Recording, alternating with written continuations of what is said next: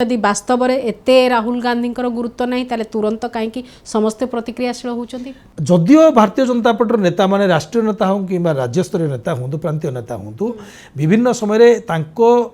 छवि की हल्का भावे समालोचना करथांती किंतु तांको कथा को बहुत गुरुत्व दियंती। भक्तदास एटा गोटे सफलता बोली कहबा कि एते शीघ्र गोटे समावेशर आयोजन एवं प्रत्येक प्रसंग को जातीय स्तर को नबा पई बा दलर मुख्य मानक पखकु नबा तांको मुहरे पुणी कुहाइबा एटा गोटे सफलता कि ये कथा प्रमाणित होईछि जे भक्तदास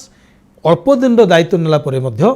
शीर्ष नेतृत्व को कॉन्फिडेंस को नैचंती एवं जड़े जड़े जड़े केवल राहुल गांधी नुह मल्लिकार्जुन खड़गे तांकर भी वेणुगोपाल ये समस्त को आनिक गोटे मंच रे भुवनेश्वर ठिया कर दे पारिछंती। राहुल को आगमन को देखिकरी ता पूर्व व्यवस्थित हो गला राज्य कांग्रेस ना कोन जेहेतु गोटे जातीय स्तर दल ताको शीर्ष नेतृत्व आशीर्वाद दरकार समर्थन दरकार दृढ़ता दरकार आज केतेकांश सफल होइछन से दृढ़ता आनिबारे केते कॉन्फिडेंस रे तांको रखिछंती राहुल गांधी समय कहबो।